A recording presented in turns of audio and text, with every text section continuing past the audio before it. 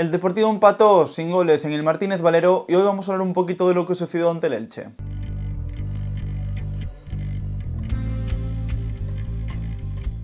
¿Qué tal amigos? Bienvenidos a un nuevo vídeo, soy Xane Silveira y hoy vamos a hablar de ese 0-0 de anoche, ese 0-0 entre el Elche y el Deportivo que, bueno, enfrentaba a dos equipos que tenían problemas con el gol y para sorpresa de nadie no fue ayer el día en el que lo solucionaron. Un partido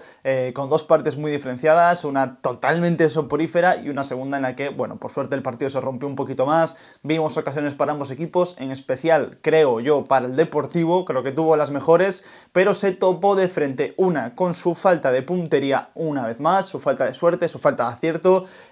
su falta de chispita para poder encontrar ese gol, y dos, con Matías Dituro, que ayer hizo un partido increíble con 2-3 paradas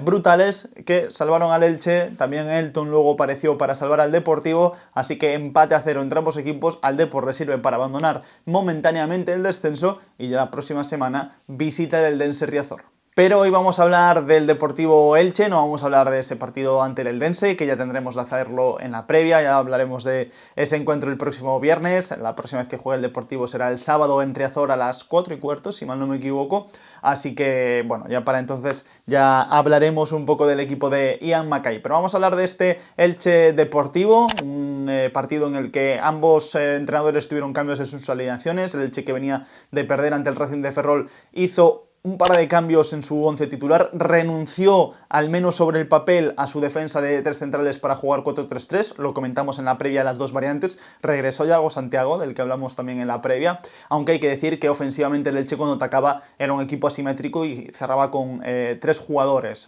su lateral izquierdo Salinas sí que cogía mucha altura, pero por la derecha su lateral diestro Núñez se metía entre centrales y la banda le quedaba a Yago Santiago, o sea que en la práctica ofensivamente era una línea de tres centrales para proteger esa posible pérdida y bueno, para ensanchar el campo, para dejar la movilidad de los jugadores por dentro, que en la primera parte le costó mucho al Deportivo. Y un Depor en el que solo hubo un cambio, repitió esquema Imanol Idiáquez y, como era previsible, Mario Soriano sustituyó a Jeremy Hernández. Luego hablaremos un poquito de nombres individuales, pero el partido de Mario fue malo, no fue un buen partido el del jugador de Alcalá de Henares, luego volveremos con él, pero lógicamente, como comentamos en la previa, son perfiles distintos y Mario, vamos a ver esas posiciones medias de los jugadores, casi fue más interior que extremo, estuvo muy centrado en sus participaciones, recibiendo muy atrasado además y no encontró en ningún momento su sitio. Por el resto el Deportivo fue un poquito el de siempre, con Mella quizá abandonando un poquito más la banda, últimamente se anima a participar también por zonas interiores, y con Barbero ahí peleando con Bambo Diaby, que dejó duelos interesantes. Luego, como digo, hablaremos de esos nombres individuales, pero vamos a hablar primero un poquito de esas dos partes. La primera, la verdad es que fue mala, fue un partido sin prácticamente ocasiones, excepto, bueno, esa que roba Chimo Alta, ese disparo de Salinas con la derecha, pero prácticamente no hubo nada en 45 minutos, fueron casi duelos de presiones, ¿no? Uno reiniciaba y salía, el otro probaba presionar alto, ambos equipos yéndose a buscar al balcón del área, y ahí sí que me pareció que el Elche estaba un poquito más cómodo y que solo le faltó ser capaz realmente de encontrar a Nico Fernández o Nico Castro, sobre todo el del perfil izquierdo, en esa zona entre central, bueno, a la espalda de los mediocentros del Deportivo. Realmente ahí el Depor le costaba un poquito ajustarse, le costaba situarse, y al Elche realmente, que generaba ese espacio, no lo consiguió explotar, así que el Depor ahí en ese aspecto pues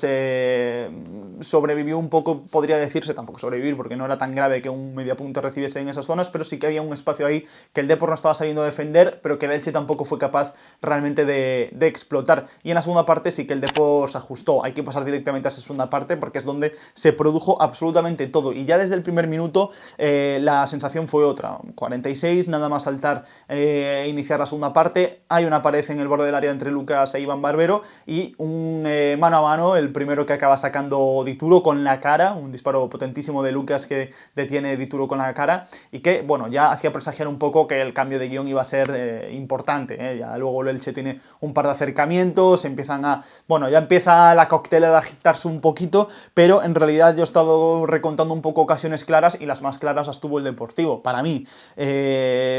que es verdad que, bueno, depende de lo que contemos ocasiones claras, porque por ejemplo un disparo de Murat desde la frontal que es muy potente, pero que tampoco me parece una ocasión tan clara, aunque es un buen disparo, pero En esta segunda parte el Depor se ajusta mejor, es verdad que no tiene posesión porque el Elche al final fue el que tuvo más balón, pero el Deportivo estuvo muy inteligente con la pelota, consiguió robar un poquito más alto, consiguió tener su bloque un poquito más arriba y aprovechar esos espacios que el Elche dejaba, porque el Elche cuando perdía balón se desajustaba bastante, esa espalda de Salinas sufría mucho, esa espalda de Diaby que se lanzaba y que se lanzaba una y otra vez hacia carril ofensivo, pues ahí sufría un poquito el Elche, también con la espalda de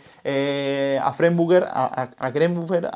Fengruber, lo dije bien a la primera, a Fengruber. Esto me pasa por dudar de mis capacidades con el austríaco, pero ya sí que, bueno, las ocasiones realmente en el 55 el Depor tiene esa triple ocasión que es súper clara, y que acaba, que si un defensor tapa, que si luego llega otro, que si un disparo, que si luego otro, bueno, triple ocasión para el Deportivo en el 55, tiene luego en el 66 Iván Barbero una balón parado clarísima, de cabeza, está solo, remata, se hace perfectamente el hueco Barbero, pero el remate es blando, y sí que es verdad que entre la de Barbero y luego la de Lucas, que vuelve a tener, hay ahí unos minutos en los que el Elche consigue despertar, que los cambios le sientan un poquito bien, y que tiene 2-3 acciones buenas. Interviene Elton, que de hecho deja una parada por arriba muy buena, y hay ese gol anulado que en efecto pues era fuera de juego, por lo tanto ilegal. Y ya en los minutos finales, luego en el 78 Lucas vuelve a tener otra a pase de Mella que vuelve a sacar de Ituro, y ya en el 85 la que parecía más clara, que no hay fuera de juego, aunque el colegiado pita fuera de juego, pero se hubiese revisado y hubiese entrado, ese mano a mano de Mella con Dituro, que es una mano brutal, por cómo la deja de duro, por cómo aguanta sin salir demasiado para que se la pueda picar, pero tapando portería para ofrecerle solo un lado. Dituro tapa el primer palo y le deja ese lado izquierdo y mete una mano espectacular. La verdad es que el partido de Dituro ayer fue buenísimo, dejó 2-3 manos muy salvadoras. Es verdad que Elton Leite también dejó 1 o 2 paradas muy buenas, pero creo que Dituro la verdad es que marcó la diferencia a favor del Elche. Y la conclusión es que al Deportivo le volvió a faltar puntería, no otra cosa, porque el equipo sigue generando muchas ocasiones de gol, pero la realidad dice que el Depor en 9 partidos de liga, 5 de ellos no ha conseguido marcar gol, y eso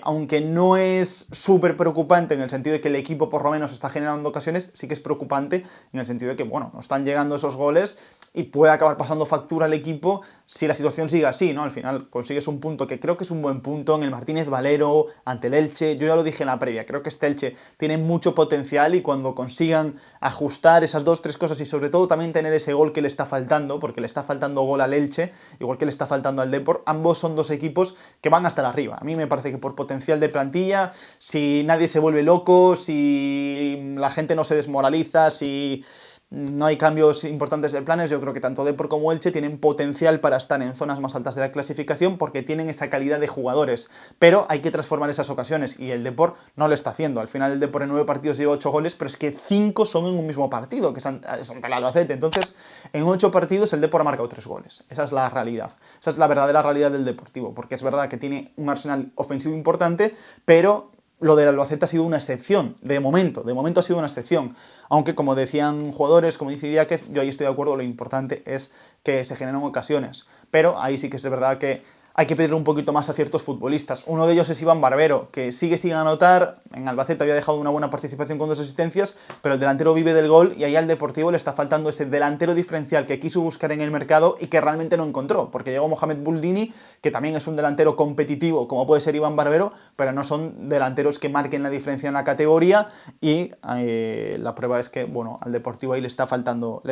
gol. Iván Barbero ayer tuvo un partido durísimo contra Bambo Diaby, le acabó comiendo la tostada, le acabó comiendo la moral, pero sobre todo lo que creo que a Barbero le ha comido un poquito la moral es fallar ocasiones, ¿no? Tuvo ayer sobre todo esa de cabeza que es muy buena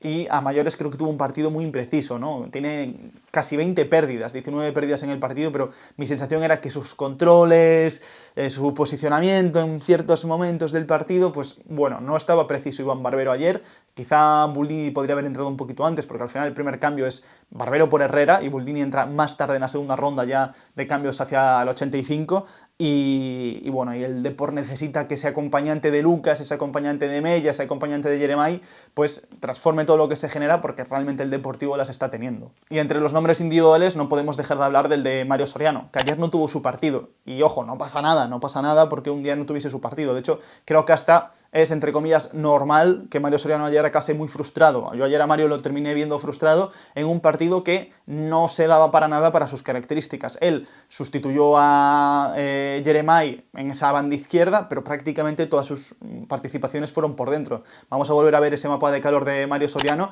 que prácticamente jugó de interior con pelota, pero tocó muy poquito balón. Solo dio 18 pases intentados, 13 conseguidos, o sea, tocó 30 veces la pelota, que es... Bueno, no son tampoco muy pocas, pero es poco realmente para el volumen de participación que suele tener Mario Soriano. Creo que ayer se quedó desnaturalizado, se quedó en una zona en la que prácticamente no recibía, y el Depor al final ayer fue súper vertical. Fue un Depor que no tuvo control, que no tuvo pausa, que siempre que cogía la pelota quería correr y quería contragolpear, y ahí las virtudes de Mario realmente desaparecen. Yo, vamos, no tengo ningún tipo de duda de que Mario es un tremendo jugadorazo, pero ayer, tal y como ha sido el partido, pues lo más normal es que pasase lo que pasó, que Mario no interviniese, que Mario prácticamente no tuviese presencia en el encuentro y que acabase frustrado. Y es normal que acabase frustrado porque llevas 3 partidos de suplente, te toca jugar y de repente estás viendo cómo el partido te pasa por encima. Y no porque Mario no tenga nivel, ni mucho menos, al contrario, pero sí que es verdad que Mario es un futbolista más media punta, de jugar a un ritmo quizá de juego distinto, o al menos en el que su participación sea pues más de ese 10 puro y clásico, y ayer le tocó otra función y creo que tampoco se la supo interpretar, porque Mario Soriano al final es un jugador que va siempre detrás de la pelota. Si la pelota va a la derecha, Mario se va a acercar a la pelota; si la pelota va para el medio, Mario se va a acercar al medio. Es un jugador que la pide al pie y es perfecto. Nos gusta Mario precisamente por eso, pero ayer muchas veces, en muchos momentos del partido, lo que le pedía era que se alejase de la pelota. Hubo momentos en los que Lucas conseguía girar entre líneas y querer ir al lado izquierdo, y Obrador todavía estaba un poquito atrás y no encontraba ese pase, ¿no? Pero bueno, creo que tampoco hay que volvernos locos con Mario. Sigo pensando que es un talentazo que hay que aprovechar, pero ayer el partido pues no estuvo para él. Y si hablamos de nombres propios, antes de terminar el vídeo hay que quedarse con 2 nombres propios claros. El primero es Dani Barcia, que creo que jugó un muy buen partido. Iba a decir partidazo, pero creo que jugó un muy buen partido. Sobre todo un partido en el que sigue mostrando que va creciendo, un partido contundente, un partido serio, un partido solvente, un partido en el que ganó muchos lances aéreos, un partido en el que ganó duelos, un partido en el que ganó disputas, un partido serio de Dani Barcia, que creo que con balón, cuando coja confianza, todavía va a dar un pasito o 2 más, porque creo que con balón sigue siendo sus mejores cualidades y no lo vimos todavía al 100% del rendimiento que creo que puede dar, pero muy positivo ver a Dani Barcia a este nivel. Se lo preguntaban a Pablo Vázquez al final del partido, es que parece mentira, ¿no? Pero en unos pocos partidos Dani ya ha equiparado el nivel de su compañero Pablo, que el año pasado parecían en 2 escalones distintos, y bueno, es lo que pasa cuando a los buenos jugadores de tu cantera les das minutos y les das oportunidades. Yo en los vídeos del año pasado ya decía que había que aprovechar el tiempo en Primera Federación para darle minutos a la gente de la casa, en especial a gente como Dani Barcia, que lleva toda la vida siendo pues uno de los mejores centrales de su generación en Galicia y también con participaciones en la selección española. Eso no sucede porque sí, y cuando le das oportunidades a los jugadores responden porque tienen talento y tienen calidad, y Dani Barcia está respondiendo. No digo que ayer jugase un partido increíblemente de locos, pero ayer jugó un buen partido, un partido solvente, un partido que demuestra que sigue creciendo también en aquellos aspectos donde más dudas podíamos tener, ¿no? En la seguridad atrás, en esos duelos, en esa concentración, en esa seguridad, y creo que todo eso ayer Dani lo aportó. Y también, para acabar este vídeo, también hay que hablar de Rafa Obrador, que creo que ayer hizo otro señor partido, sigue creciendo el canterano del Madrid y me está gustando muchísimo, lo que te aporta ofensivamente es brutal, todos los esfuerzos ofensivos que hace, todas las carreras que se pega, todas las veces que llega a línea de fondo y sobre todo todas las veces que vuelve para atrás, porque uno podría pensar que el Depor desprotege su espalda, y es verdad que alguna vez la han podido puntualmente coger, pero el tipo, la verdad es que tiene un reprise increíble para volver atrás, tiene carrera, tiene pulmones, tiene piernas, y ayer dejó un par de regresos defensivos muy buenos, y uno de ellos en especial que fue salvador. O sea que muy bien Rafa Obrador. Además ayer regresó Sergio Escudero, o sea que ahí vamos a tener una competencia divertida, pero la verdad es que el canterano del Real Madrid en poco tiempo está demostrando todas esas virtudes y cualidades que sus formadores, que June Lavín aquí nos describió, y que, bueno, es un jugador hay ganas de seguir viendo crecer porque su potencial es muy alto. Y hasta aquí el vídeo y amigos, me gustaría que en comentarios me dejáis un poquito vuestra valoración del partido, qué os pareció el encuentro, si estáis más o menos preocupados con el tema del gol. Entiendo perfectamente que hay gente que dice que esto no es suficiente, y es verdad, esto no es suficiente, pero bueno, yo estoy en el lado de ver el lado positivo, ¿no?, de la situación del Deportivo, así que bueno, si os ha gustado el vídeo, dad un buen like, suscribiros al canal, activar la campanita para que os avise de más vídeos cuando se vayan viniendo y nos vemos en próximos vídeos.